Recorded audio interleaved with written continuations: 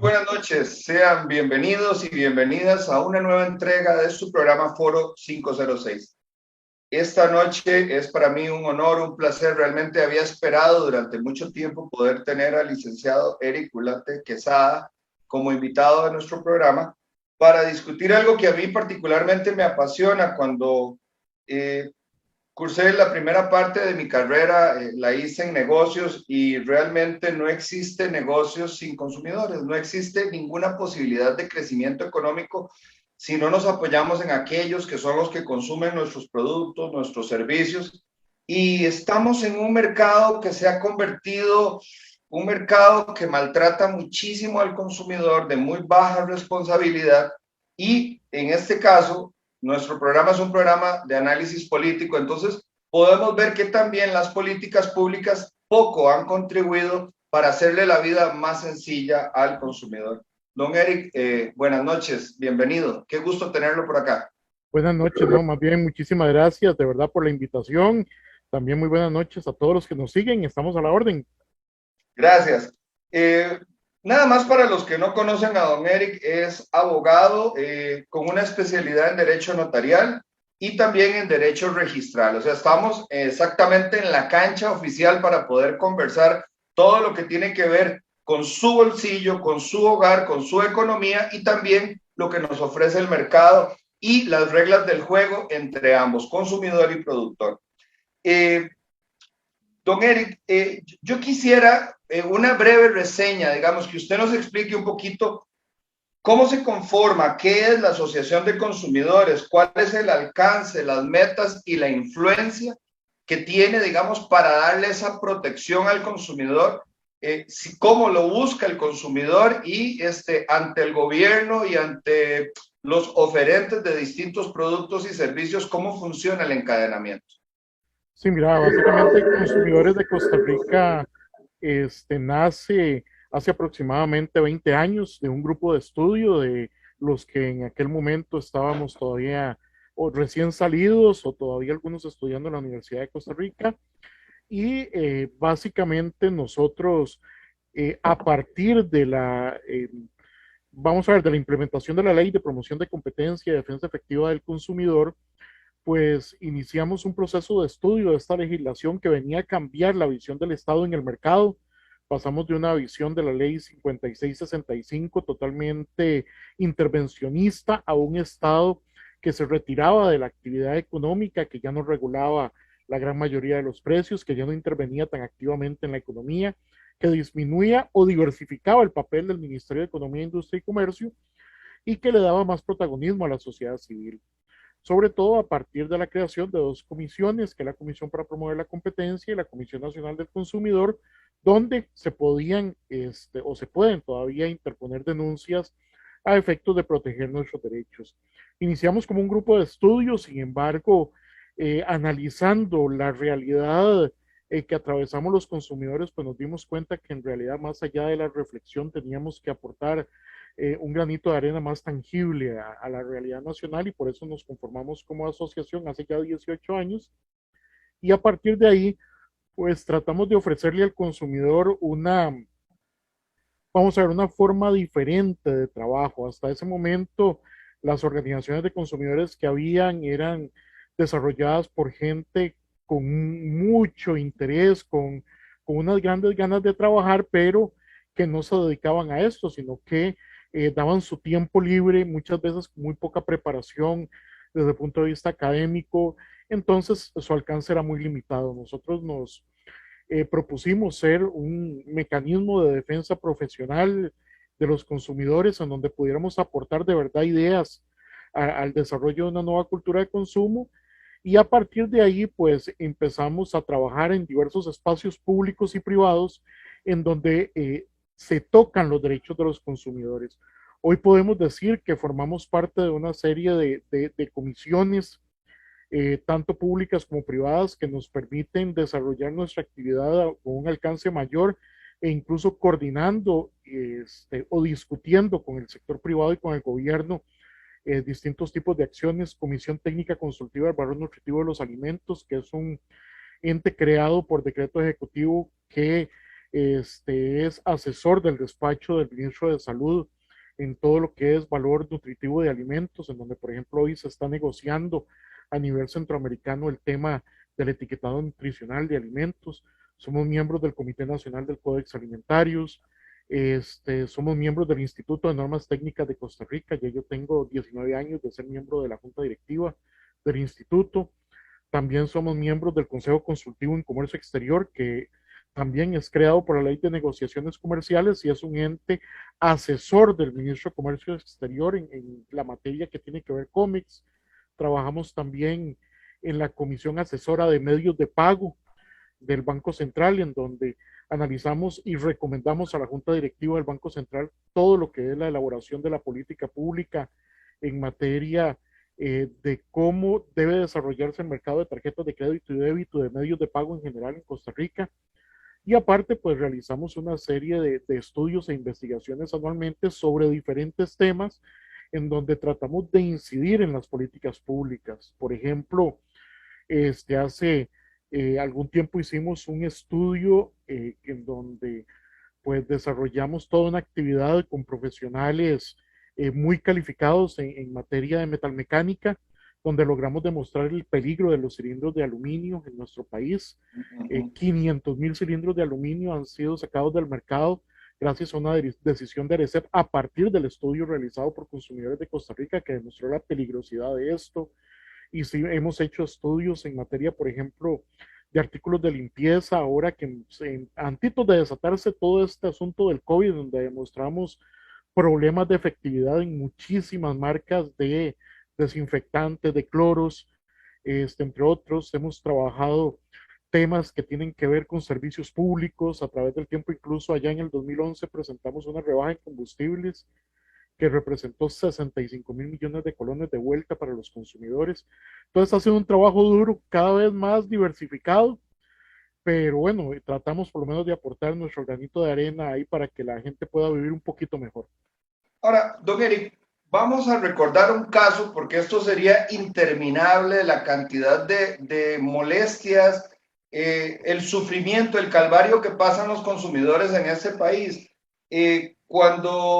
Cuando se declara la pandemia y se cierra el país, el Instituto Costarricense de Acueductos y Alcantarillados envió a los empleados encargados de revisar los medidores, a los que hacían los conteos manuales, a hacer teletrabajo, un trabajo que es imposible porque es absolutamente presencial.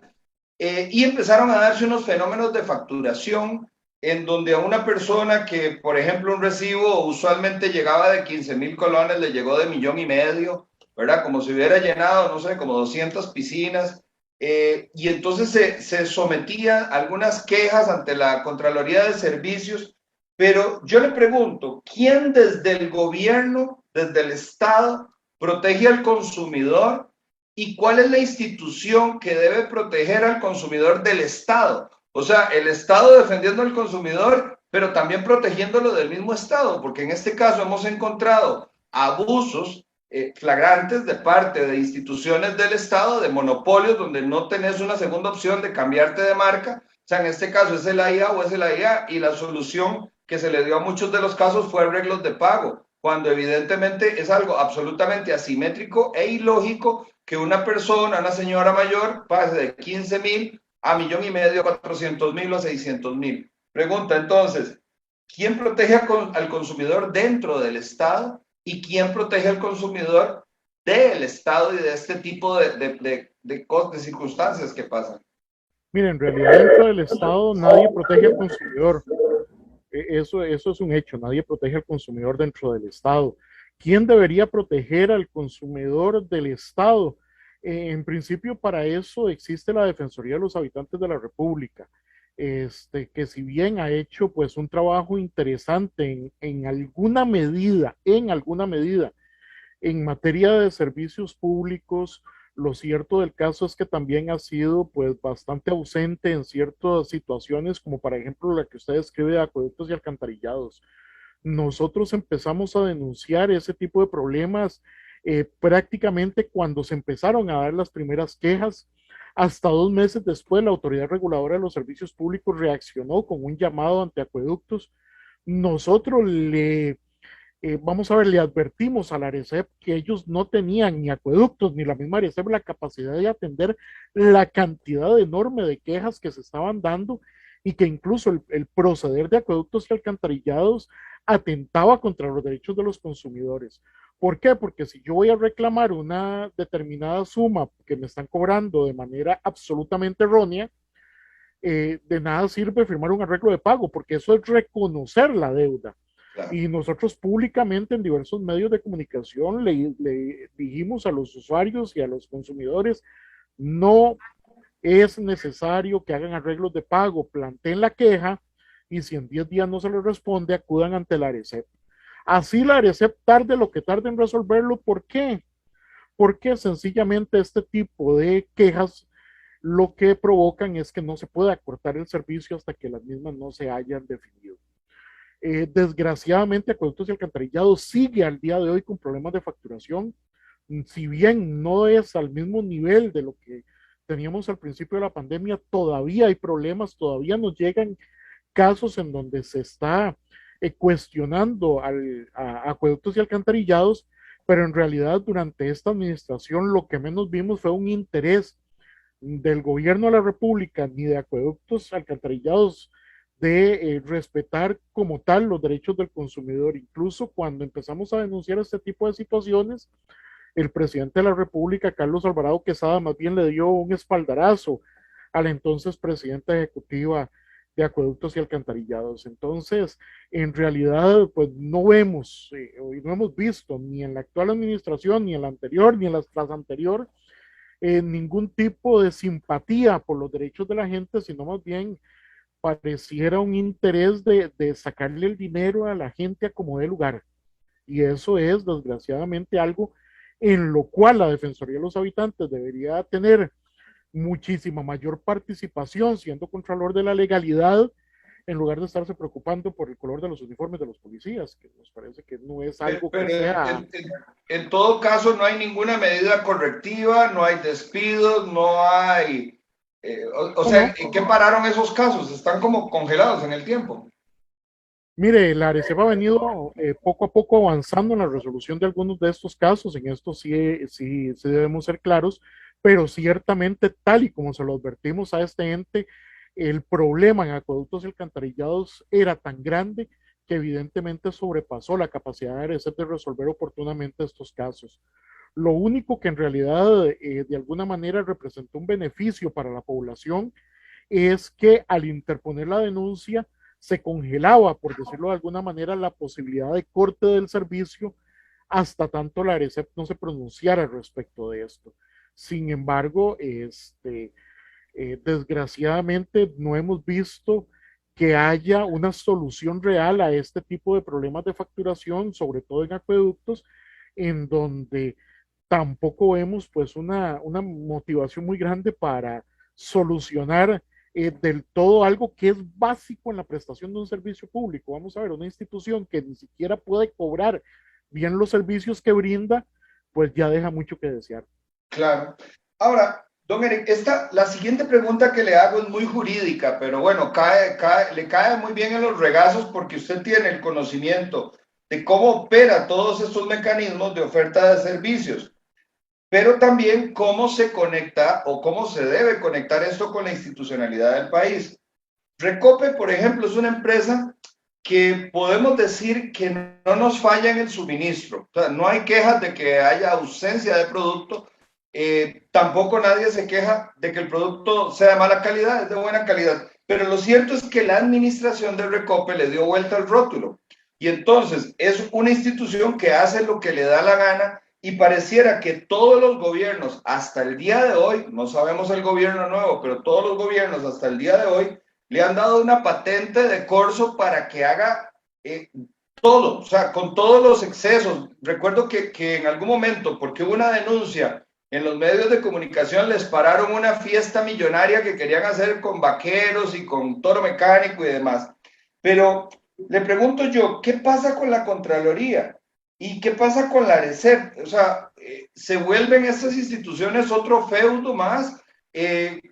porque aunque el servicio es constante, lo cierto es que lo pagamos, pero al precio que ellos lo quieren interponer. O sea, tenemos un impuesto único a los combustibles, tenemos el costo del producto, pero también cuando no se controla el gasto de la institución, esto repercute en la productividad y en el costo de vida del consumidor. ¿Qué pasa con Contraloría y qué pasa con la ARECEP? Sí, mire, aquí tenemos un problema serio que tiene que ver precisamente con la interpretación que le han dado los tribunales de justicia a la forma en la cual se desarrolla las instituciones que brindan servicios.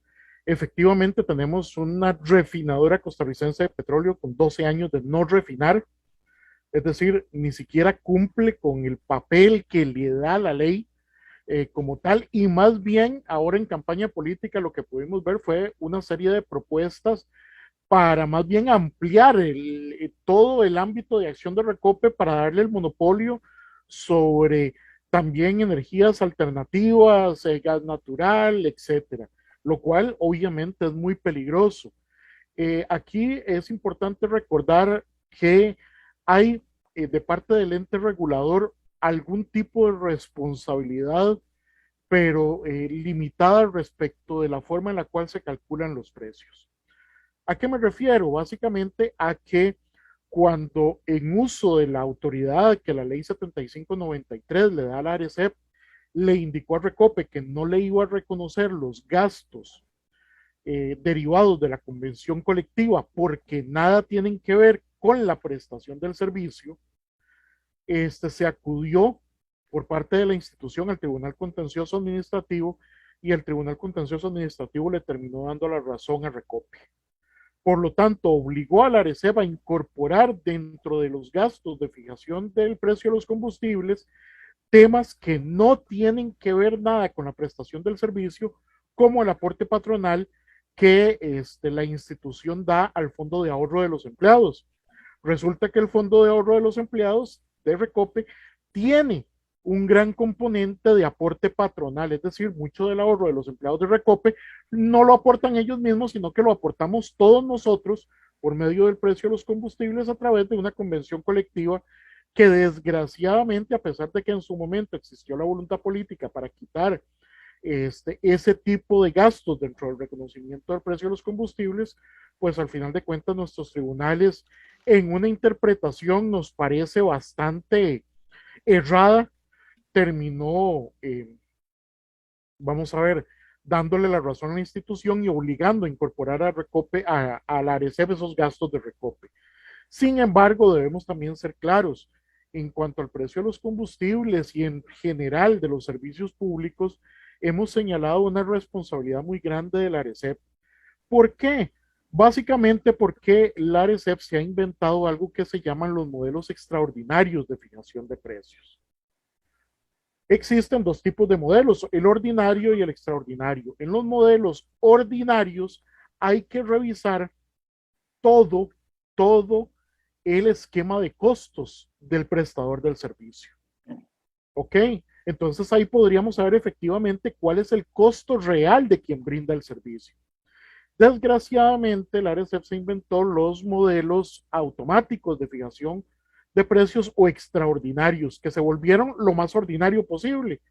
Vemos que, por ejemplo, todos los meses tenemos variaciones en el precio de los combustibles a partir de supuestos. Supuestos como es el precio del petróleo de Texas, el tipo de cambio y a partir de ahí los aumentos, sin verificar el costo real en los que incurre Recope por comprar ese combustible.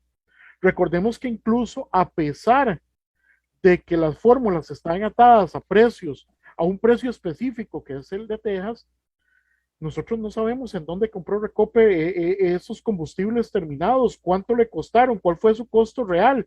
Puede ser un costo menor que no se está viendo reflejado todos los meses porque se parte de esos supuestos. Siendo así, nosotros le hemos dicho claramente a la ARECEP que en realidad en realidad, si el peso de la regulación está en los modelos extraordinarios, más allá de los analistas y profesionales de mucha capacidad que tienen, lo que debería tener son simples digitadores, que vean el precio de los combustibles, por ejemplo, y llenen las casillas de un modelo de Excel, igual que en el caso de los buses, igual que en el caso de los taxis, igual que en el caso de la electricidad, que recordemos que cada 3 meses varía su precio por los modelos automáticos en el caso del costo variable de combustible. Entonces, ahí también tenemos un problema de ARECEP, que es que para facilitarse ellos su trabajo, han recurrido a la utilización de modelos automáticos que sencillamente no revisan la totalidad de los costos de las actividades como establece el artículo 29 de la ley 7593. ¿Y quién controla la ARECEP? Mira, en realidad debería controlarlo la Contraloría General de la República. Sin embargo, nunca han hecho un señalamiento en este sentido. Más allá Perdón, don Eric, le va a sonar a chiste, pero ¿quién debería de controlar a la Contraloría entonces? La bueno, Asamblea. mira, en realidad efectivamente la Contraloría es un ente que depende de la Asamblea, al igual que la Defensoría de los Habitantes. Yo hubiera esperado que más allá del juego eh, político que se habla, por ejemplo, en el caso de la Defensoría de los Habitantes, de a partir de una denuncia que no sabemos qué trascendencia tiene, se vaya a cuestionar la actitud de una defensora, en realidad se hubiera partido de un análisis real del alcance y del peso de la defensoría en todo el sistema político costarricense, al igual que la Contraloría. Sin embargo, en el caso de la Contraloría y la ARECEP, más allá de la revisión de los presupuestos, en donde sí han hecho ciertos señalamientos sobre la eficiencia del gasto de la ARECEP, no vemos una verdadera acción de Contraloría frente al impacto real de las decisiones de la ARECEP en la regulación de los servicios públicos y mucho menos de los diputados cuestionando a la Contraloría sobre este tema, porque pareciera que en realidad es pedirles mucho, ¿verdad? Sí, sí, porque pareciera que más que regular lo que hace es aprobar básicamente lo que le ponen, ¿verdad? Sobre la mesa. Es que, vamos a ver, en realidad es muy sencillo. Vamos a ver, cuando Recope hace una solicitud de precios, lo hace con base únicamente en el precio de los derivados del combustible a nivel internacional en Texas y tipo de cambio. Entonces, en realidad, al ser un modelo eh, extraordinario, tan escaso de elementos, es muy fácil saber cuál va a ser el resultado final. No hay, y se le quita a la gente la posibilidad de cuestionar ese tipo de precios. ¿Por qué? Porque al definir la RCEP, que solo eso se va a tomar en cuenta, es muy sencillo que cuál va a ser el resultado. Es lo mismo en buses. Y en buses, los modelos extraordinarios de cada 6 meses se toma precio del diésel, este tipo de cambio, gastos administrativos y gastos operativos, que los gastos administrativos son los cánones y los seguros, y el salario de los trabajadores, ya sabemos cuál va a ser el resultado final, pero no vemos una acción de la RECEP real que nos permita, mediante el estudio de cada una de las rutas, saber si efectivamente cada una de El esas rutas precio merece. corresponde, claro, por Sí, supuesto. lo que pasa es que al final de cuentas el único filtro es si usted pagó o no pagó la caja, ¿verdad? Bueno, a mí me llamó poderosamente la atención un día de estos que vi que la tarifa de buses, si no me equivoco, de San José a Zapote es más caro que la de San José a Tres Ríos, a la unión de Tres Ríos, cuando tenemos una distancia del doble prácticamente. Entonces uno se pregunta, ¿por qué es más caro ir a Zapote que ir a Tres Ríos cuando se está recorriendo más distancia? Bueno, es que son las razones de un modelo de buses que parte sobre todo de modelos extraordinarios, primero, y que segundo, el mismo modelo raíz es el mismo que se usaba en los noventas. O sea, no ha habido una reforma este, que nos permita variar la forma en la cual se percibe el servicio de buses, premiando a aquel que brinda un buen servicio y castigando a aquel que no lo brinda. Y el escudo que utiliza la ARECEP, en cierto modo correcto, es esa dualidad de funciones con el Consejo de Transporte Público, que termina siendo hasta odioso en el tanto en algún momento, si la ARECEP funciona y castiga a una empresa de buses y la saca del servicio, al día siguiente el Consejo de Transporte Público a esa misma empresa le da un permiso para que siga operando. Claro. que es algo que ya ha pasado. Entonces, aquí es donde las mismas instituciones se anulan y se pregunta uno, ¿para qué tanto gasto en el Estado? ¿Para qué nos sacan a nosotros como ciudadanos tantísimo dinero? Para que al final de cuentas unas instituciones se anulen a otras y no pase nada. Sí, ¿no? Es la aprobadora de los servicios públicos, es simplemente un yes man, ¿verdad? Este, don Eric, yo quería contarle una historia, a lo mejor usted la conoce, pero es una historia muy corta. Resulta que, por ejemplo, en la Florida, en Orlando específicamente, Estados Unidos, Uber y los taxis oficiales coexisten. Resulta que ellos tomaron una decisión muy simple. Si una persona quiere trabajar un ratito en Uber, pues simplemente se inscribe en la plataforma, pero adicionalmente le paga un canon al municipio por el kilómetro recorrido. Bueno, en este caso sería por la milla recorrida. Entonces, si una persona recorre 10 millas en un día, en un servicio, pues pagará por las 10 millas un porcentaje que en realidad no es nada muy representativo, y problema resuelto. En el caso de Erie, Pensilvania, la compañía de taxis, cuando llegó Uber y las otras plataformas, básicamente desapareció la compañía de taxis y esa compañía se incorporó a la plataforma. Hoy en día hay una discusión esta semana en la Asamblea Legislativa que trata de alguna manera de dirimir a través de una ley este conflicto que se ha dado entre taxistas rojos en los servicios de las plataformas y un cliente que pareciera como que no tiene la libertad de elegir porque lo condenan a apoyar lo que ellos le llaman la ilegalidad porque no le han querido dar legalidad y por el otro lado a la oficialidad y a una serie también de servicios en donde ha habido quejas por calidad, por la suciedad de las unidades, pero también en honor a la verdad, el taxista rojo sufre otro calvario de llevar el vehículo a varios permisos, a tener que pagar un canon alto también para poder operar. ¿Qué opinión le merece la nueva ley de regulación de las plataformas digitales que además pretende indemnizar a los taxistas rojos?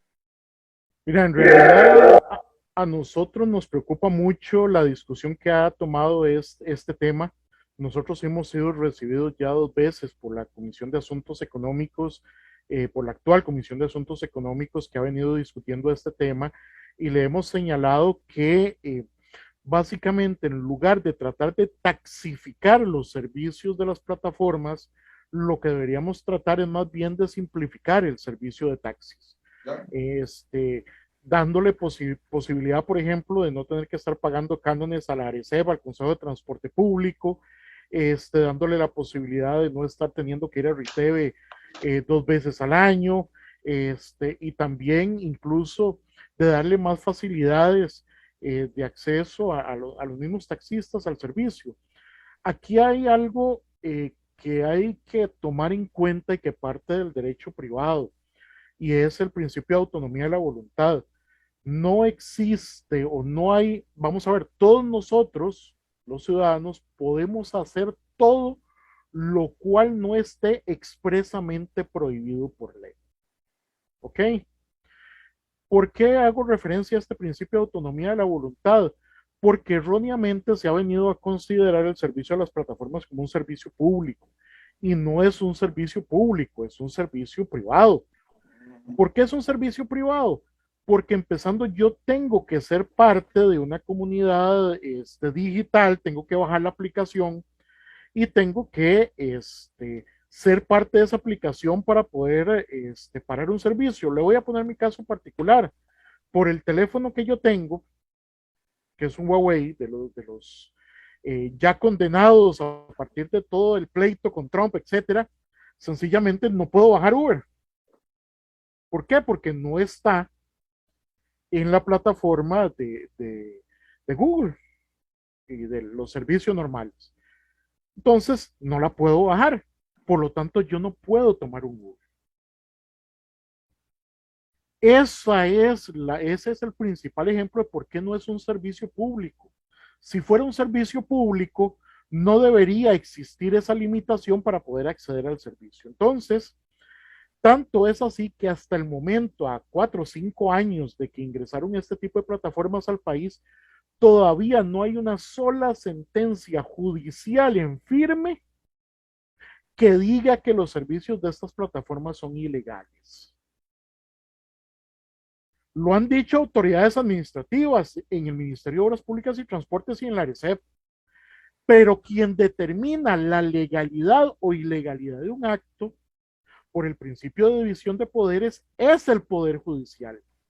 Y hasta el momento no existe una sola sentencia en firme que diga que los servicios de estas plataformas son ilegales.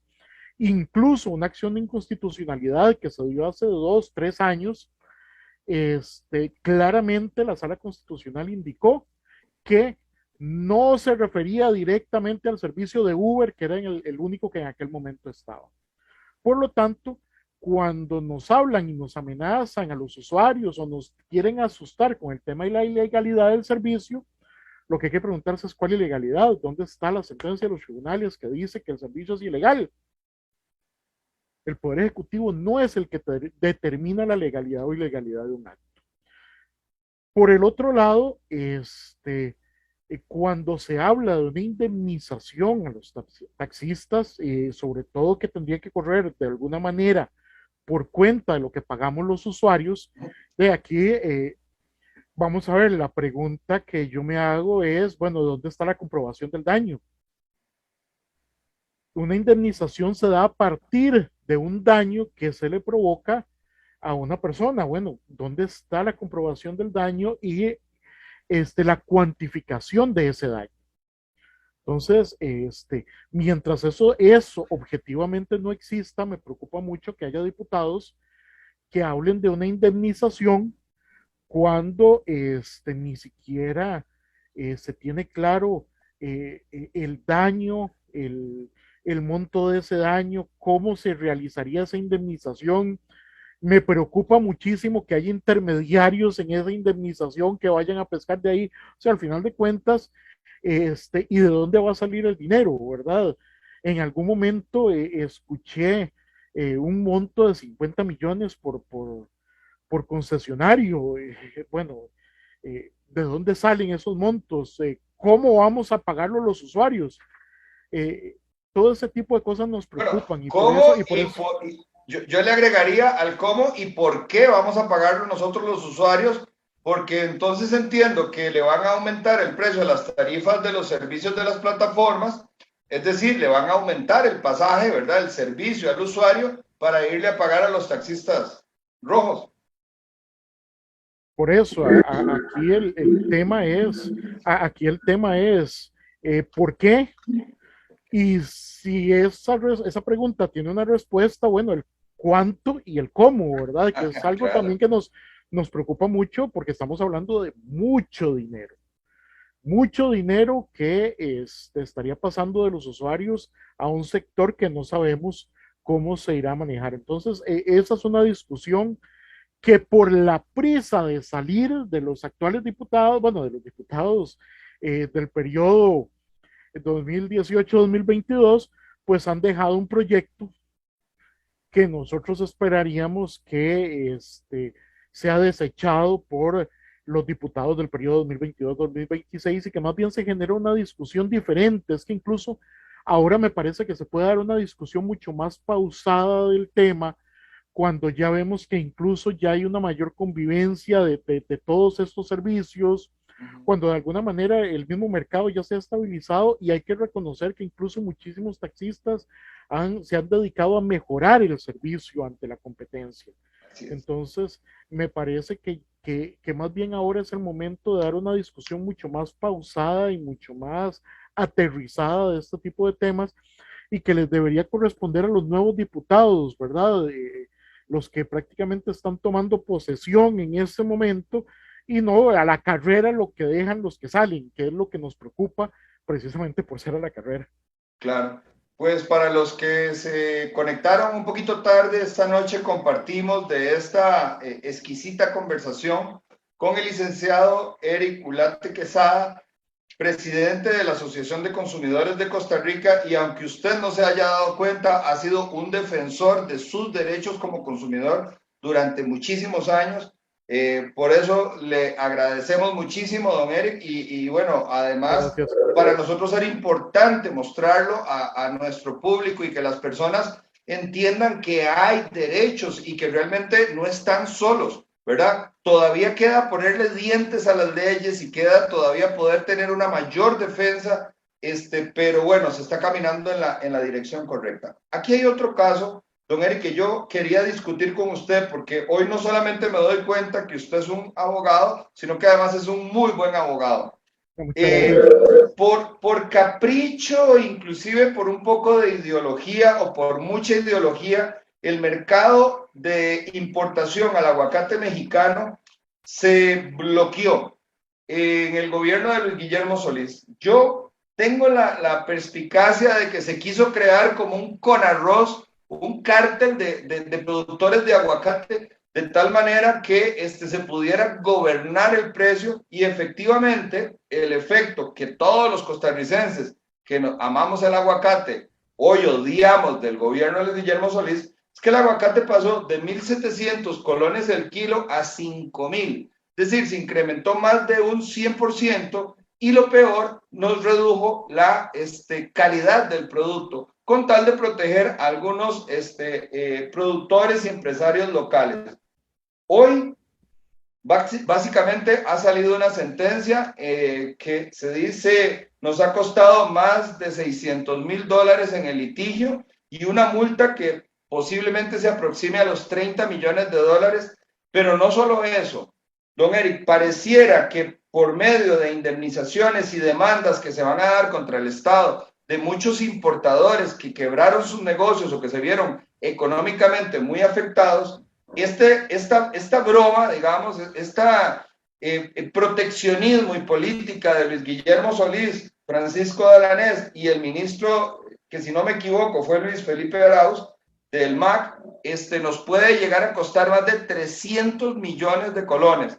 300 millones de colones, para que las personas se hagan una idea, representa la Ruta 27, eso fue lo que costó la ampliación, los puentes y demás, o bien 4.5 estadios nacionales. Desde la perspectiva legal, ¿se puede realmente hacer responsables al expresidente, al encargado del servicio fitosanitario, en este caso el señor Francisco Dalanés, y además al exministro? O aquí sería que los consumidores demanden únicamente una indemnización y que sea el gobierno, es decir, nosotros mismos, el Estado, nosotros mismos los que tengamos que pagar. Desde la visión legal, ¿hay posibilidades de cobrarle a estos tres irresponsables este altísimo costo para el país de esta política de cierre del mercado a la importación de aguacate? Sí, en realidad debemos decir que sí, sí hay posibilidades desde el punto de vista legal. La Ley General de la Administración Pública habla de que cuando hay un error de un funcionario público y el Estado tiene que pagar por ese error, pues el Estado debe recuperar las Debe. sumas pagadas. Difícilmente creo que los funcionarios involucrados tengan el patrimonio suficiente como para responder por la cantidad que vemos. Sin embargo, yo también traería esa responsabilidad a los funcionarios del actual gobierno. Recordemos el señor ministro de Agricultura en su primer acto, de manera increíblemente soberbia, plantando un árbol de aguacate en el Ministerio de Agricultura y Ganadería como primer acto oficial. Ese tipo de majaderías, porque no podemos tildarlas, o sí podríamos tildarlas, pero tenemos que utilizar un lenguaje adecuado. Pues lo cierto del caso es que transportan o trasladan también la responsabilidad a los funcionarios del actual gobierno. Aquí es importante tomar en cuenta, y quiero comentarlo de manera pública, nosotros, junto con algunas cámaras empresariales, recuerdo CRESEX, Cámara de Comercio, Cámara de Importadores y Exportadores de Productos Perecederos, la Cámara de la Industria Alimentaria, entre otros, nos reunimos con don Luis Guillermo Solís. Estaba su ministro de la Presidencia, el señor Alfaro, el ministro de Economía, el hoy diputado, bueno, el diputado Wilmer Ramos, el entonces viceministro de Agricultura, y en esa reunión se acordó establecer una mesa técnica de trabajo para determinar el alcance de la justificación que tenía el gobierno para prohibir la entrada del aguacate Hass mexicano. 2 días después de esa reunión, el señor presidente dio marcha atrás y decidió no convocar esa mesa técnica. El problema de esto es que ya, bueno, los señores importadores desde hace años plantearon un contencioso administrativo en este tema, en donde en primera instancia ya ganaron. Hace aproximadamente un año tuvieron un fallo favorable por parte del Tribunal Contencioso Administrativo. Obviamente está en apelación por parte de la Procuraduría, pero con este fallo de la Organización Mundial de Comercio es evidente que no habrá nada que hacer y que más bien habría que empezar a prepararse para realizar el cálculo ahí sí de los daños.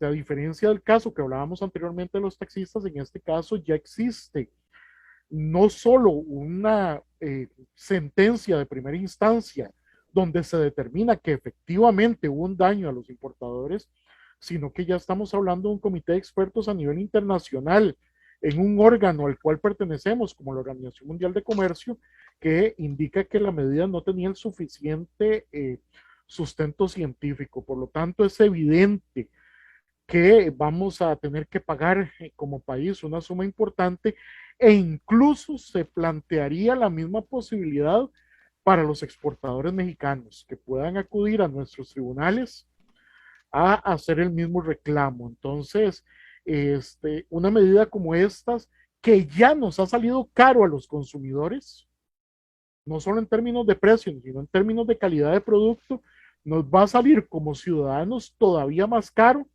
debido a una cabezonada del expresidente Solís y de su equipo, y sobre todo de que esta administración decidió mantener esa cabezonada. Es que los daños se hubieran limitado si la actual administración hubiera entrado con una disposición diferente para analizar el tema. Desgraciadamente, la actitud de la administración fue sencillamente continuar con la política de restricción a la importación de aguacate, y eso hace que los daños obviamente sean muchísimo más grandes, y que lo que vamos a tener que pagar los costarricenses pues evidentemente va a tener que ser bastante. Don Eric, y para darle cierre a este caso del aguacate, que yo creo que a la población en general le ha lastimado muchísimo, porque como bien usted lo dice, para muchos le aumentó el costo de adquirir el producto, pero para otros fue simplemente restrictivo, y lo que no dejó fue que las personas pudieran volver a consumir un alimento tan bueno, tan saludable como el aguacate. Y a partir de esta sentencia y de lo que derive el caso, ¿quién podrá ayudarnos? Es decir, ¿quién realmente va a hacer justicia involucrando a estas personas y metiéndolas dentro de un proceso? Y me refiero al expresidente Luis Guillermo Solís, al señor Francisco Dalanese y al exministro del MAC, de Agricultura y de Ganadería. ¿O esto se va a quedar así? O sea, ¿realmente a quién le corresponde? ¿Es la sociedad civil? ¿Es alguna entidad del gobierno? Porque lo que pasa es que nosotros vemos que la impunidad impera. Es decir, aquí las cosas pasan y no hay ningún expresidente respondiendo por las malas decisiones y por los daños económicos y patrimoniales que se le generan al erario público. Claro, aquí debería ser la Procuraduría General de la República la que inicie ese procedimiento, como le digo, una vez que el Estado sea condenado. Y es de oficio, o sea, lo tiene que hacer sí o sí o no. Claro, debería hacerlo, efectivamente, debería hacerlo la Procuraduría General de la República. En representación de los intereses del Estado debería proceder.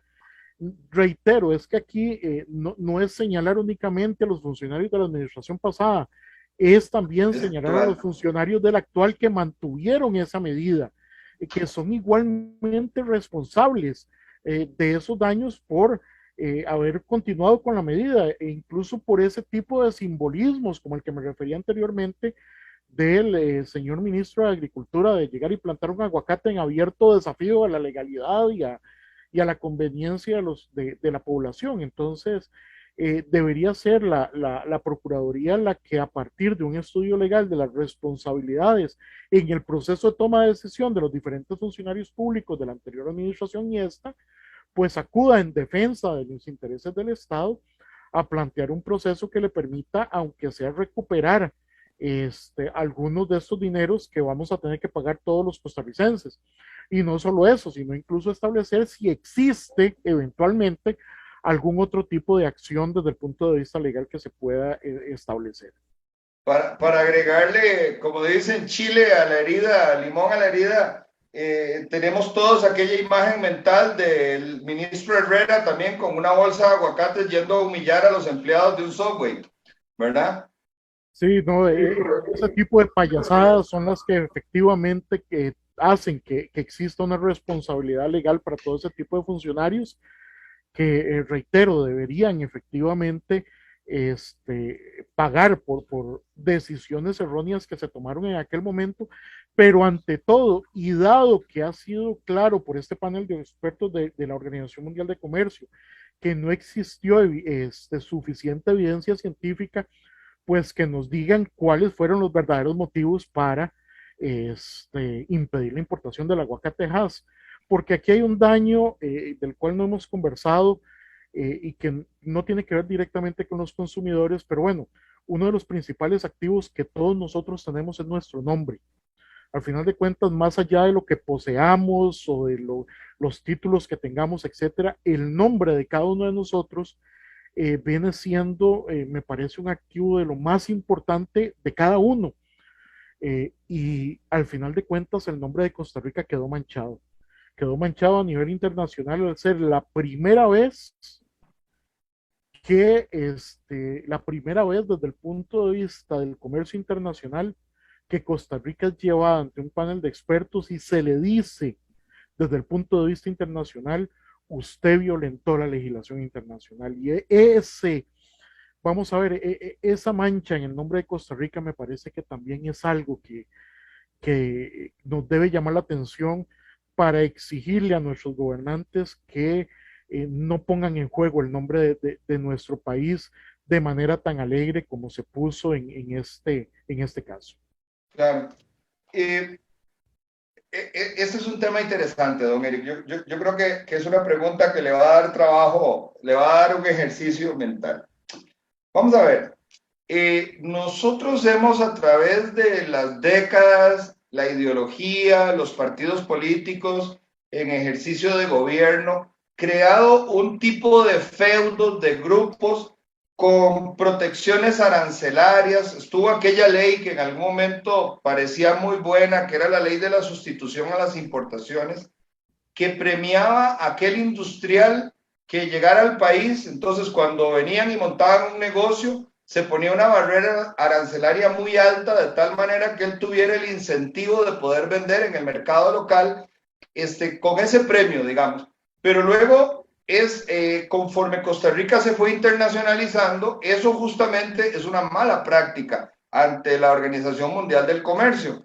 Pero políticamente hay algunos grupos que se han quedado. Entonces nosotros tenemos grupos protegidos en carnes, grupos protegidos en productos agrícolas, que no nos permiten traer producto de afuera y tenemos que pagarlo al precio de lo que estos grupos pegados al poder político quieren. Los lácteos es algo terrible. Cruzas la frontera y allá te cuesta menos de la mitad de lo que te cuesta localmente. Tenemos, por ejemplo, un país que no ha logrado desarrollar una buena marca de licores, ni puede tener ninguna iniciativa de tener una marca como el tequila para México, como el whisky para Escocia, por ejemplo, porque simplemente tenemos a la FANAL que no permite, tiene el monopolio de los licores. Adicionalmente a esto tenemos dentro del gobierno monopolios, monosomnios, ¿verdad? Que es el monopolio, la diferencia entre el monosomnio y el monopolio es que el monosomnio obliga a venderle todos a uno, ¿verdad? A un único, y ese único entonces hace lo que quiere con los precios en el mercado. Tenemos oligopolios también en grupos de farmacias y de empresas y demás. Además del arroz, el azúcar, el alcohol y las medicinas, ¿qué otros productos están quedando protegidos que no nos hemos dado cuenta? Vamos a ver, en realidad es muy evidente cuáles son los productos que de alguna manera siguen teniendo una protección. Nosotros hemos sido, por ejemplo, muy claros en el tema del arroz con la fijación de precio, en donde hemos cuestionado de manera constante y permanente la fijación de precio que hace el Ministerio de Economía, Industria y Comercio, en donde hemos, incluso la tenemos cuestionada desde el punto de vista judicial, pero en donde desgraciadamente pues los diversos gobiernos insisten en este tipo de protecciones. Hay que ser muy claros, esto ha venido efectivamente eliminándose con el tiempo a partir sobre todo de la suscripción de tratados de libre comercio, en donde más de un 90% hoy del comercio exterior de Costa Rica ya está en libre comercio. Sin embargo, efectivamente nos quedan retrasados cierto tipo de productos como los que vos has manifestado, pero en donde efectivamente también hay que tener claro que muchos de ellos eh, tienen básicamente vamos a ver, una fecha en la que este tipo de protecciones se acaban y es a partir de lo establecido en el Tratado de Libre Comercio con los Estados Unidos, ¿verdad? En donde de alguna manera los únicos productos que quedaron excluidos de este tratado fueron papa y cebolla. Todos los demás productos tienen que entrar en libre comercio prácticamente durante este primer quinquenio de la segunda década del siglo XXI, ¿verdad? Entonces, de alguna manera, todo este tipo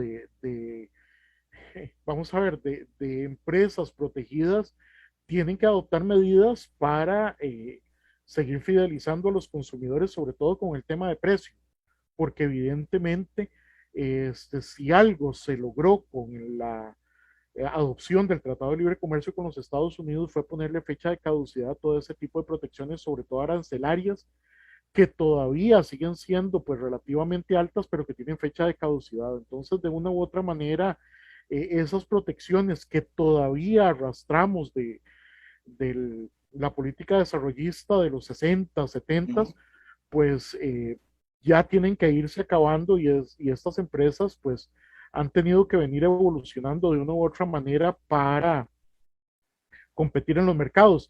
Evidentemente, evidentemente tenemos casos como el de la FANAL, en donde el hecho de ser del Estado, pues le hace de alguna manera la posibilidad de no tener que preocuparse por ese tipo de competencias mientras no haya una reforma legal que desgraciadamente hasta el momento pues ha sido imposible de hacer. Incluso ahora con el tema de COVID me hizo, eh, vamos a ver, me hizo reflexionar mucho ver mensajes de apoyo a la FANAL, que qué bien que el hecho de que la FANAL fuera pública permitía que tuviéramos alcohol, etcétera, cuando en realidad lo que se estaba viendo en el mercado no era eso, ¿verdad? Cuando en realidad lo que estábamos viendo en el mercado es que no se estaba dando abasto, a pesar de la producción nacional, no se estaba dando abasto con las necesidades que implicó sobre todo el inicio de la pandemia, ¿verdad? Y sobre todo en las últimas semanas hemos visto los reclamos de muchos compradores de FANAL que dicen que tienen problemas de abastecimiento. Entonces, nos parece que son precisamente esas protecciones que todavía quedan dentro de instituciones del Estado, que todavía son públicas, las que es muy difícil de romper, dado que no ha existido la voluntad en Asamblea Legislativa para poder hacerlo. Ahora, nosotros esperaríamos que a partir de los compromisos del presidente electo, que fue muy claro en que iba a atacar directamente ese tipo de privilegios para bajar el precio de los alimentos en nuestro país, pues nosotros esperaríamos que hubiera una acción más decidida del Poder Ejecutivo, un Ministerio de Economía mucho más activo, no un Ministerio de Economía tan poco presente en la política nacional y tan mediocre en su accionar como el que hemos tenido durante los últimos años, en donde pudiéramos tener incluso una asamblea legislativa más motivada a discutir este tipo de temas. Es que los diputados casi que durante los últimos 12 años, 16 años, han sido bancadas que en su gran mayoría están compuestas por gente que prefiere no discutir este tipo de temas, sino dejarlo para adelante, ¿verdad? Entonces, se nos han quedado las grandes discusiones sobre la FANAL, sobre el papel del CNP, por ejemplo, sobre el mismo papel del Estado como intermediario en la economía que tanto daño nos ha hecho. Bueno, nosotros esperaríamos que este cuatrienio, y creo que lo conversábamos al inicio del programa, sea el cuatrienio que nos permita tener esas grandes discusiones, pero ante todo sea el cuatrienio que nos permita tomar las grandes decisiones que se necesitan para bajar el precio de los bienes y de los servicios en nuestro país y dejar de aceptar lo que es un hecho, pero que casi que lo aceptamos como doctrina, que es lo caro que es nuestro país y que es algo que no deberíamos aceptar vamos a ver, de manera tan sencilla. Ahora, don Eric, antes de pasar a la última pregunta, que dejé la pregunta más importante para el final, quisiera hacerle una pregunta de respuesta rápida. Usted me comentaba sobre los modelos extraordinarios de la ARECEP y estas prerrogativas que de alguna manera abren portillos, digamos, para que no haya control real o regulación real de las tarifas. ¿Qué pasa con el acuerdo de la OCDE y qué pasa, en este caso que estábamos hablando de productos, con la Alianza del Pacífico? Realmente, porque usted nos da una muy buena noticia, ¿verdad? La noticia que nos da en este programa es que la firma del Tratado de Libre Comercio pone en un plazo perentorio vencimiento a los proteccionismos. Entonces, bueno, ya eso de por sí es para sentirse muy feliz. Pero con la firma ante la OCDE y por el otro lado con la Alianza del Pacífico no veremos reducirse en tiempo la espera para nosotros, para los consumidores, para los hogares de las familias pobres, en tanto tengamos que adoptar prácticas que eliminen estos sobrecostos para la vida del ciudadano y sobre todo el derecho a una vida sana, el derecho a alimentarse, el derecho a tener prosperidad y bienestar está coartado porque tenemos que pagarle sobreprecios a grupos amigos de los políticos. Yo le agrego a lo que usted decía, estos diputados no solo se han dedicado a discutir otras cosas, sino más bien a responderle a los que patrocinan sus campañas, que son exactamente estos mismos grupos. Sí, mira, en realidad lo que podemos decir respecto a esto es que el tema de la OCDE, si de algo se ha vestido es de hipocresía. Más allá de querer atender todas las recomendaciones que nos hace este ente, casi que lo que hemos hecho como país, como gobierno, es atender aquellas que me convengan nada más. En el caso del arroz, la misma OCDE establece la necesidad. Perdón, no es vinculante, o sea, el haber No es firmado no vinculante, nos compromete. no, Si no, no no es vinculante. cumplimos, no cumplimos y no pasa nada. Exactamente, exactamente. Recordemos que la OCDE es un grupo de países que en buena teoría deberían aplicar o ir aplicando buenas prácticas, pero que las recomendaciones que realiza son esas recomendaciones. En el caso del arroz, la recomendación ha ido en la línea totalmente diferente de lo que ha hecho nuestro país. En el caso, por ejemplo, la fijación de servicios profesionales, exactamente igual, etcétera. Entonces, es complicado. En el caso de la Alianza del Pacífico, las dos últimas administraciones dijeron no vamos a entrar a Alianza del Pacífico. La administración electa ha dicho que sí. Ahí sí otro gallo cantaría. Si nos adherimos a Alianza del Pacífico, adquirimos nuevos compromisos en materia de apertura comercial que obviamente acelerarían todo este tipo de procesos. Ok, ahora sí, vamos a la pregunta más importante del programa, don Eric, y es, la promesa del nuevo presidente, del presidente electo, es bajar el costo de la vida a través de mover 4 pilares o 5 pilares. El costo de las medicinas, el costo de los agroquímicos, romper el esquema del arroz a través de Conarroz y dejándolo, digamos, en una libertad de oferta, de importaciones y de los que produzcan en el país. Combustibles y energía. ¿Es esto realmente viable? ¿Usted cree que siempre se ha dicho, es que si las cosas no se hacen es por voluntad política? Pareciera que este señor tiene el carácter de confrontar estos grupos, pero ¿es viable hacer en el caso? ¿Usted cree que en estos primeros 100 días de gobierno, si realmente él quiere, puede romper el esquema de esto que no lo ha querido tocar nadie en el pasado? Miren, 100 días no, en 100 días Ok. no. pero sí se necesita la voluntad política, se necesita alguien en el Ministerio de Economía, Industria y Comercio con carácter que se le pare a los grupos de poder a decirles no. Por ejemplo, algo que hasta el momento pues, no hemos tenido, se necesita efectivamente eh, a partir de las instituciones públicas exigir, por ejemplo, transparencia al Instituto Costarricense de Electricidad con sus cuentas. Se necesita a partir de quien vaya a presidir Recope, por ejemplo, el establecimiento de un modelo de costos o propuesta de un establecimiento de costos a la ARECEP que efectivamente venga a romper con este tipo de modelos automáticos. Recordemos que, según la ley 7593, este tipo de modelos pueden ser propuestos por el poder Ejecutivo, pero esa voluntad política no ha existido. No es posible que las instituciones autónomas hagan lo que quieran, que no por ser autónomas son repúblicas independientes. No es posible que, por ejemplo, el ICE se niegue sencillamente a devolverle al Estado las frecuencias de 5G que tiene cuando son frecuencias del Estado. O sea, ¿cómo es posible que sencillamente una presidenta ejecutiva nombrada por el presidente le diga al presidente, mire, no, eso que usted quiere no lo voy a hacer? Eso lo que demuestra es un desgobierno y que el país definitivamente a veces se maneja como una pulpería y eso no debe ser así. Definitivamente la voluntad política es necesaria, pero sí advierto que los cambios para que sean permanentes y ante todo para que no sufran de atrasos desde el punto de vista legal, de demandas y de acciones ante el Poder Judicial, en 100 días es muy difícil que se pueda hacer. Si lo hacemos a la carrera, lo más probable es que no se consoliden esos cambios. Precisamente hay que hacerlos con calma porque precisa.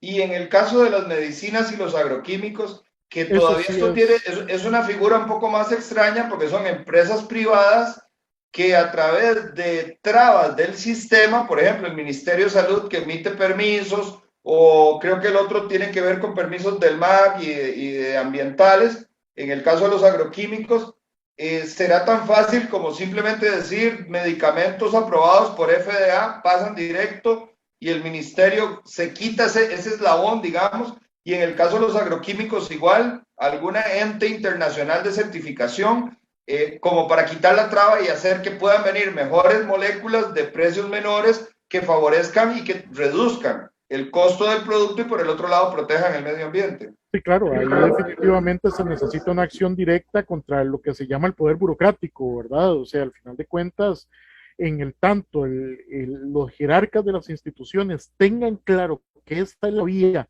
y no tengan temor de enfrentarse a lo que evidentemente va a ser una oposición grande dentro de sus instituciones, es algo que sí se puede hacer desde el Poder Ejecutivo de manera rápida, siempre y cuando se tenga el necesario sustento técnico, tal y como lo exige el artículo 16 de la Ley General de la Administración Pública, para que, reitero, eso no se nos trabe en los tribunales. Es que aquí la principal amenaza de todos estos cambios es que se nos vayan a trabar en los tribunales, como lo que nos pasó con el caso que le comenté de Recope y la ARECEP. Ok, hay que hacerlo con todo el sustento técnico necesario para que eso no se nos trabe y esos cambios sean permanentes. En esos dos últimos casos creo que sí cabe dentro de los primeros 100 días realizar acciones contundentes, pero siempre y cuando no nos dejemos llevar por el entusiasmo, las ganas definitivamente de hacer De las hacer, cosas de rápido, cumplir. sino que las hagamos bien. Ese es el secreto de esto. Don Eric, y en 2 segundos, ¿quién manda en las instituciones? ¿El jerarca o el mando medio?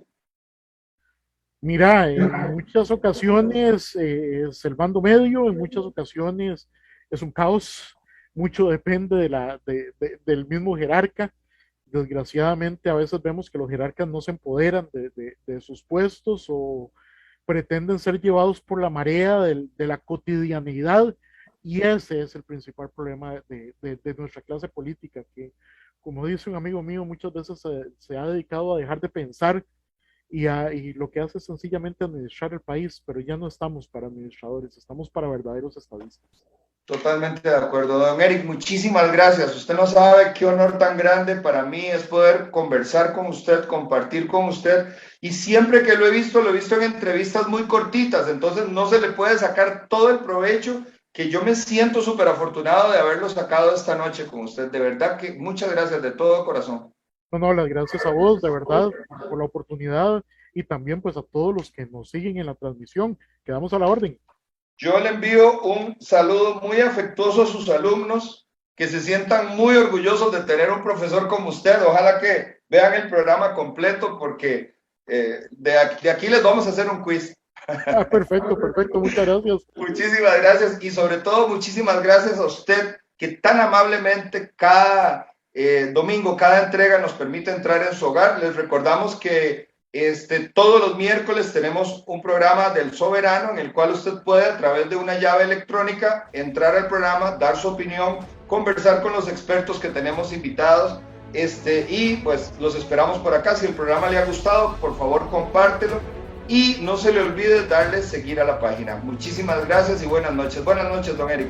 Buenas noches, hasta luego. Gracias.